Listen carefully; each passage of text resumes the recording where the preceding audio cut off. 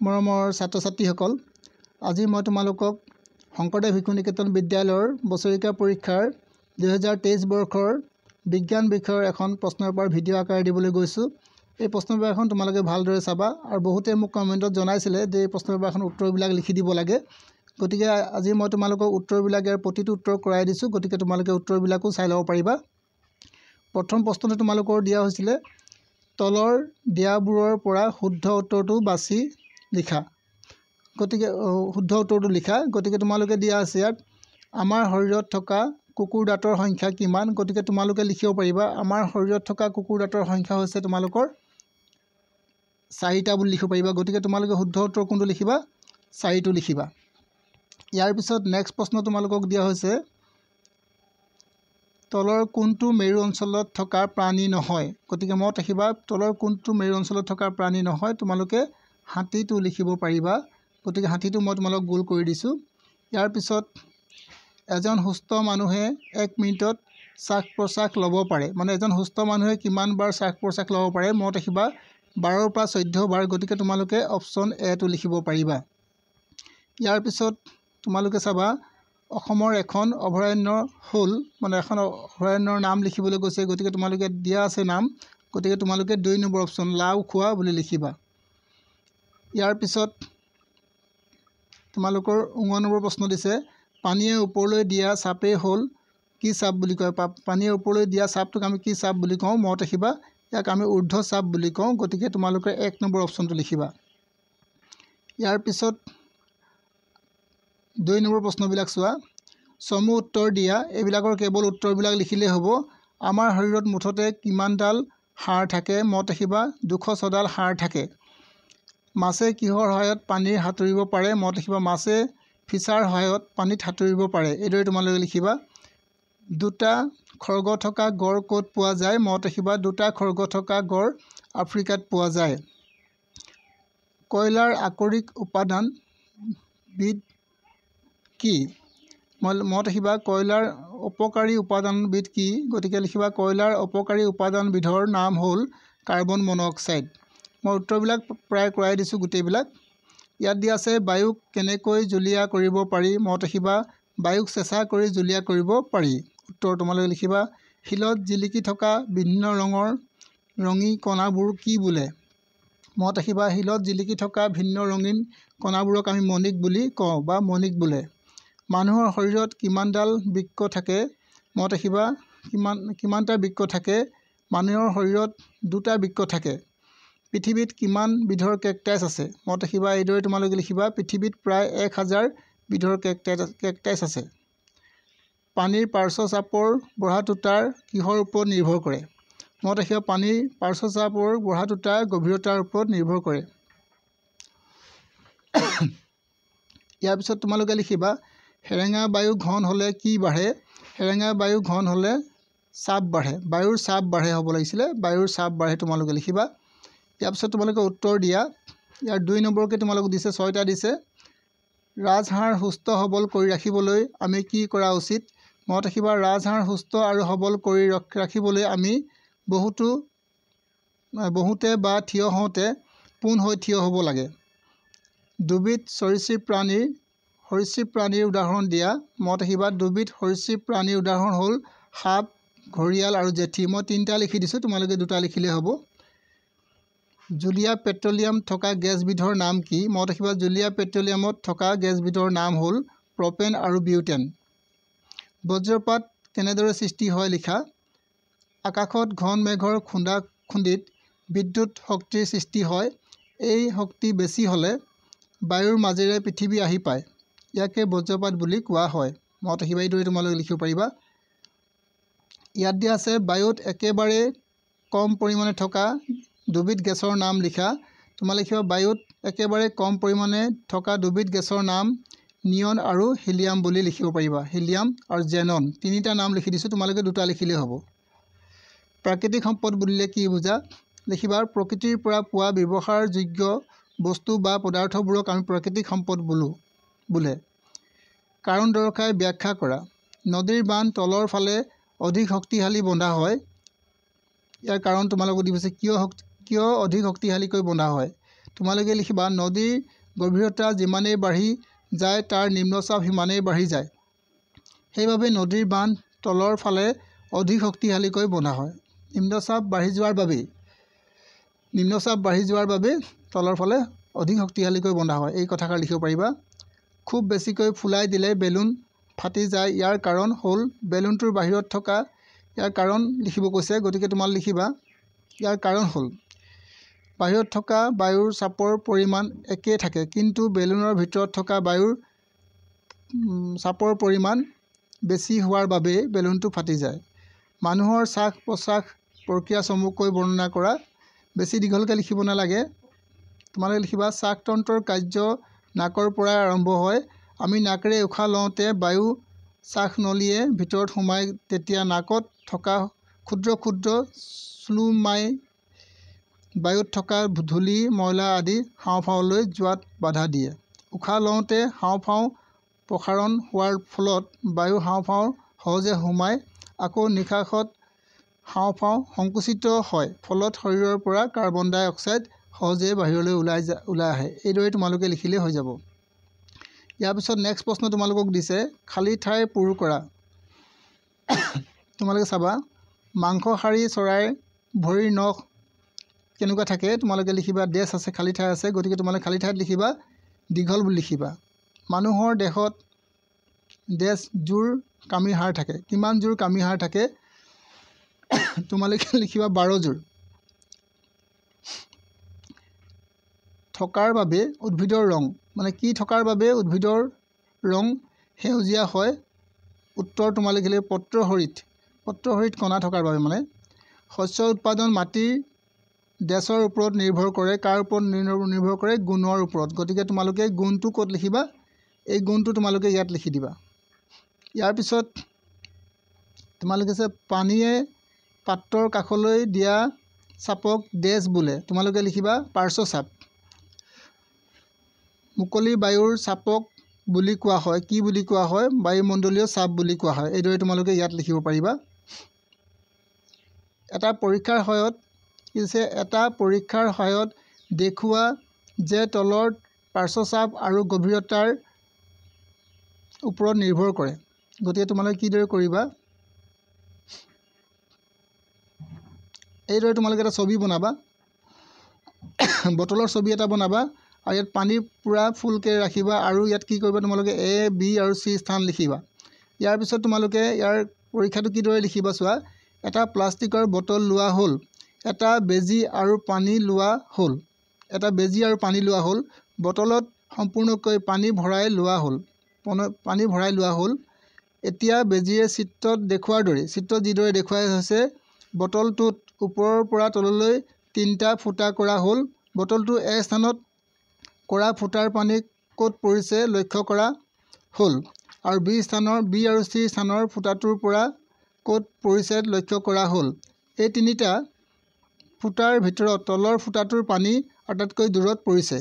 ইয়াৰ পৰা বুজা গ'ল যে অধিক গভীৰতাৰ পানীৰ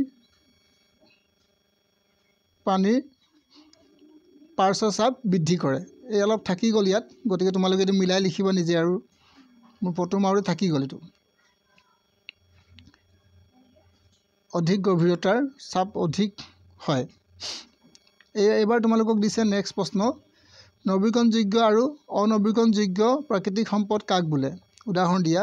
যিবোৰ প্ৰাকৃতিক সম্পদ এবাৰ ব্যৱহাৰ কৰি তাক বাৰে বাৰে ব্যৱহাৰ কৰিব পাৰি তেনে সম্পদবোৰক আমি নৱীকৰণযোগ্য সম্পদ বোলে। যেনে আমি লিখিব পাৰোঁ পানী আমি এবাৰ ব্যৱহাৰ কৰাৰ পিছত আকৌ ব্যৱহাৰ কৰিব পাৰোঁ। অনৱীকৰণযোগ্য সম্পদ যিবোৰ প্ৰাকৃতিক সম্পদ এবাৰ ব্যৱহাৰ কৰি তাক বাৰে বাৰে ব্যৱহাৰ কৰিব নোৱাৰি তেনে প্ৰাকৃতিক সম্পদবোৰক অনৱীকৰণযোগ্য সম্পদ বুলি কওঁ, যেনে কয়লা, খাৰুৱা তেল ইত্যাদি। ইয়াৰ পিছত লিখিবা পাকস্থলীৰ খাদ্যৰ পাচন কেনেদৰে হয় বুজাই লিখা। মনত ৰাখিবা পাকস্থলীৰ পাচক ৰস নিৰ্গত কৰে। এই পাচক ৰস আহাৰৰ নিয়মভাৱে প্ৰসাৰণ আৰু সংকোচন হয়। পাকস্থলী ইয়াত অলপ থাকি গ'লগৈ লিখিবলৈ, মানে কাট খাই গ'ল, সংকোচন হৈ থাকে। ইয়াৰ ফলত আমি খোৱা বস্তুবোৰ সৰহ দ্ৰৱীভূত অৱস্থালৈ পৰিৱৰ্তন হয় আৰু পাচক ৰস খাদ্যদ্ৰব্য হজম হোৱাত সহায় কৰে। এইদৰে লিখিবা। সূৰ্যৰ তাপে আমাক কি ধৰণে সহায় কৰে লিখা। সূৰ্যৰ তাপ আৰু পোহৰ পাই থকাৰ বাবে পৃথিৱীৰ জীৱৰ বসবাসৰ বাবে উপযোগী হয়। অন্যথা পৃথিৱীখন একেবাৰে চেঁচা ঠাইত পৰিণত হ'ল হয়। সূৰ্যৰ পোহৰ নাপালে উদ্ভিদে খাদ্য তৈয়াৰ কৰিব নোৱাৰিলে হয়। ফলত খাদ্যৰ অভাৱ কোনো প্ৰাণীয়েই জীয়াই থাকিব নোৱাৰিলেহেঁতেন। এইদৰে উদ্ভিদৰ সূৰ্যৰ তাপে আমাক সহায় কৰে। পাৰ্থক্য লিখা।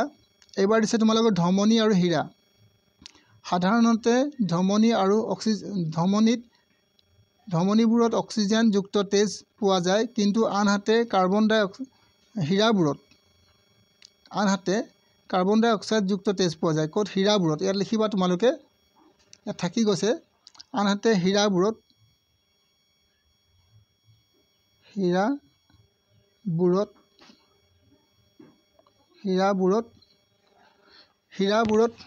কাৰ্বন ডাই অক্সাইডযুক্ত তেজ পোৱা যায়। মনত ৰাখিবা, হীৰাবোৰত কাৰ্বন ডাই অক্সাইডযুক্ত তেজ পোৱা যায়। তোমালোকে ইয়াৰ পিছতে এইটো লিখিবা।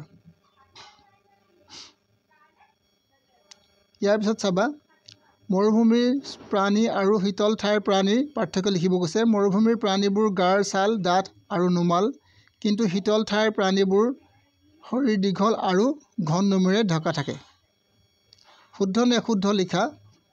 বগা ভালুক গৰম ঠাইত বাস কৰা এবিধ প্ৰাণী। গতিকে তোমালোকে ইয়াৰ উত্তৰ কি লিখিবা? ইয়াৰ উত্তৰ তোমালোকে অশুদ্ধ লিখিবা। তাৰপিছত দিছে খাদ্য প্ৰস্তুতৰ সহায়ত উদ্ভিদে কাৰ্বন ডাই অক্সাইড গ্ৰহণ কৰে। এইটো শুদ্ধ। ভূপৃষ্ঠৰ পৰা ওপৰলৈ বায়ুৰ চাপ বাঢ়ি যায়। এইটো তোমালোকৰ অশুদ্ধ। ভূপৃষ্ঠৰ ওপৰলৈ গ'লে বায়ুৰ চাপ কমি যায়। বায়ুৰ ওজন আছে। শুদ্ধ। ইয়াৰ পিছত তোমালোকে আছে ভেকুলী উভচৰ প্ৰাণী নহয়। গতিকে মনত ৰাখিব, ভেকুলী উভচৰ প্ৰাণী হয়। এইটো অশুদ্ধ আছে, গতিকে অশুদ্ধ বুলি লিখিবা। পানীয়ে তললৈ দিয়া হেঁচাক পানীৰ নিম্ন চাপ বোলে। এইটো তোমালোকে শুদ্ধ বুলি লিখিবা। ইয়াত মই লিখি দিছোঁ, তোমালোকে ইয়াৰ পৰা চাই ল'বা। ক অংশৰ লগত খ অংশ মিলাই লিখা। ইয়াত দিছে তোমালোকৰ চোৱা, ক অংশ আৰু খ অংশ। ইয়াত দিছে কেকটাছ তোমালোকে লিখিবা মৰুভূমিত থকা। ক অংশৰ লগত খ অংশ মিলাব লাগিব। গতিকে তোমালোকে কি কৰিবা, এইটো ইয়াৰ লগত মিলাবা। তাৰপিছত ইয়াক ক'ত থাকে? ঠাণ্ডা ঠাইৰ প্ৰাণী হয়। আৰু কলকাত্ৰা মানে কি? আলকাত্ৰা। মনত ৰাখিবা, কলকাত্ৰা মানে আলকাত্ৰা। আৰু বায়ু মানে কি? চকুৰে নেদেখা। বায়ুৰ চকুৰে নেদেখে। আৰু মণিক মানে কি? তলত দিয়া আছে চোৱা। মণিক মানে হৈছে আকৰিক। মণিক মানে হৈছে এটা কি? আকৰিক। গতিকে এইটো তোমালোকে ইয়াৰ লগত মিলাবা। মই মিলাই দিছোঁ ধুনীয়াকৈ, তোমালোকে এবাৰ চাই লওঁ ভালদৰে। ইয়াৰ পিছত নেক্সট প্ৰশ্নলৈ আমি আহোঁ। খ অংশৰ সাধাৰণ জ্ঞান। চমু উত্তৰ লিখা। এইবিলাক তোমাৰ সাধাৰণ জ্ঞানৰ প্ৰশ্ন। ৰাষ্ট্ৰীয় পতাকাখনৰ মাজত থকা চক্ৰটোত কিমানডাল কাঠি থাকে? মনত ৰাখিবা, তোমালোকে লিখিবা 26ডাল কাঠি থাকে। জৈন ধৰ্মৰ প্ৰৱৰ্তক কোন আছিলে? জৈন ধৰ্মৰ প্ৰৱৰ্তক আছিলে মহাবীৰ। থাৰ্মোমিটাৰ কোনে আৱিষ্কাৰ কৰিছিল? মনত ৰাখিবা, থাৰ্মোমিটাৰ ফাৰেনহিটে আৱিষ্কাৰ কৰিছিল। ভাৰতৰ প্ৰাচীনতম বিশ্ববিদ্যালয়ৰ তক্ষশিল কোন প্ৰদেশত অৱস্থিত? মনত লিখিবা, ইয়াত পাঞ্জাৱ লিখিবা। শিশু শিক্ষা সমিতিৰ অসমৰ সভাপতিগৰাকীৰ নাম কি? তোমালোকে এইটো চাই ল'বা, কাৰণ এইটো প্ৰায় বদলি হৈ থাকে। গতিকে মই এতিয়া ক'ব নোৱাৰোঁ। গতিকে তোমালোকে এইটো আচাৰ্যক সুধি ল'বা, বা তোমালোকৰ কিতাপত নাথাকিব, কাৰণ শিশু শিক্ষা সমিতিৰ অসমৰ সভাপতিগৰাকীৰ সভাপতিগৰাকী প্ৰায় তোমালোকৰ এইটো সলনি হৈ থাকে। গতিকে তোমালোকে বৰ্তমান যি সভাপতি আছে তাৰে নাম লিখিব লাগিব। সেইবাবে তোমালোকে এইটো নিজে উলিয়াই ল'বা, বা তোমালোকে আচাৰ্যক সুধিব পাৰিবা। 1946 চনত ৰাষ্ট্ৰসংঘৰ সচিব প্ৰধান কোন আছিল? এইটো থাকি গ'ল তোমালোকৰ, ইয়াত কাট খাই গ'ল। গতিকে তোমালোকে উত্তৰটো এবাৰ চাই ল'বা।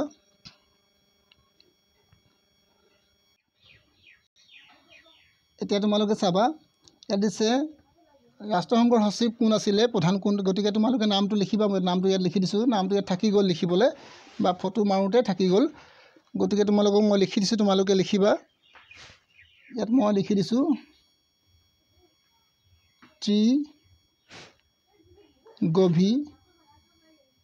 ত্ৰিগভীলাই। ই ক'ৰ আছিলে? নৰৱে এইদৰে তোমালোকে লিখিবা তোমালোকে এবাৰ স্ক্ৰীনশ্বট মাৰি ল'বা নতুবা তোমালোকে এইটো কাট খাই যাব গতিকে তোমালোকে স্ক্ৰীনশ্বট মাৰি ল'বা মই ইয়াৰ উত্তৰটো লিখি দিছোঁ ইয়াৰ পিছত তোমালোকে চাবা আমাৰ দেশৰ সৰ্বোচ্চ সামৰিক সন্মান জনোৱা ৰাষ্ট্ৰীয় পুৰস্কাৰটো কি গতিকে তোমালোকে লিখিবা পৰমবীৰ চক্ৰ তাৰপিছত 15 নম্বৰ প্ৰশ্নটো চাবা উত্তৰ দিয়াটো দুবাৰ লিখা হৈ গ'ল গতিকে এবাৰ তোমালোকে কাটি দিবা এবাৰ আমি কাটি দিছোঁ ইয়াৰ পিছত তোমালোকে কি কৰিবা গীতাঞ্জলি আৰু নামঘোষা গ্ৰন্থখনৰ ৰচয়িতাৰ নাম লিখা গতিকে মনত ৰাখিবা মই কিদৰে লিখিছোঁ চোৱা গীতাঞ্জলি ৰচয়িতা হৈছে ৰবীন্দ্ৰনাথ ঠাকুৰ আৰু নামঘোষা হৈছে শ্ৰী শ্ৰী মাধৱদেৱ উটি আৰু দাৰ্জিলিং ভাৰতবৰ্ষৰ কোন প্ৰদেশত অৱস্থিত গতিকে মনত ৰাখিবা উটি হৈছে তামিলনাডু আৰু দাৰ্জিলিং হৈছে পশ্চিম বংগ বিশ্বৰ পৰিৱেশ দিৱস আৰু বিশ্ব যোগ দিৱস কিমান তাৰিখে পালন কৰা হয় তোমালোকে লিখিবা বিশ্বৰ পৰিৱেশ দিৱস 5 জুন আৰু বিশ্ব যোগ দিৱস 21 জুন তাৰিখে পালন কৰা হয় ইয়াৰ পিছত নেক্সট আমি চাম ঘ নম্বৰ প্ৰশ্নটো ৰাষ্ট্ৰীয় পতাকাত উত্তোলন কৰা যিকোনো দুটা দিৱস উল্লেখ কৰা মনত ৰাখিবা তোমালোকে লিখিবা গণতান্ত্ৰিক দিৱস আৰু স্বাধীনতা দিৱস ক অংশৰ লগত খ অংশ মিলোৱা গতিকে এইটো অলপ তোমালোকে ভালদৰে চাবা কি দিয়া আছে আটাইতকৈ দীঘল নদী গতিকে আটাইতকৈ দীঘল নদী হৈছে তোমালোকৰ নীল নদী গতিকে তোমালোকে নীল নদীৰ লগত মিলাবা আৰু বিশ্বৰ ভিতৰত আটাইতকৈ সৰু দেশ হৈছে তোমালোকৰ আটাইতকৈ সৰু দেশ হৈছে তোমালোকৰ এইখন হ'ব ইয়াত ভুল হৈছে অলপ এইটো ইয়াৰ পৰা টানি আমি ইয়াৰ লগত মিলাম মানে কিছে ভেটিকান চিটি হ'ব আৰু আটাইতকৈ ডাঙৰ মৰুভূমি হৈছে তোমালোকৰ সাহাৰা মৰুভূমি হ'ব ইয়াৰ পিছত বিশ্বৰ ভিতৰত আটাইতকৈ ডাঙৰ মহাদেশ হৈছে এছিয়া ওপৰত দিয়া আছে এছিয়া আৰু তোমালোকৰ আৰু এটা প্ৰশ্ন থাকি গ'ল আটাইতকৈ ডাঙৰ হ্ৰদখনৰ নাম হৈছে তোমালোকৰ কম্পিয়ান এইখিনি আছিলে তোমালোকৰ যোৱা বছৰৰ পৰীক্ষাত হৈ যোৱা প্ৰশ্ন পেপাৰৰ উত্তৰ গতিকে মই প্ৰতিটো উত্তৰ তোমালোকক কৰাই দিছোঁ যদি তোমালোকে এই ভিডিঅ'বিলাক চাই তোমালোকে উপকৃত হ'ব পাৰিছা তেতিয়াহ'লে মোৰ চেনেলটো এবাৰ লাইক কৰিবা ছাবস্ক্ৰাইব কৰিবা আৰু শ্বেয়াৰ কৰিবা আজিলৈ মই তোমালোকক ইমানতে এৰিছোঁ নেক্সট ভিডিঅ'ত আকৌ লগ পাম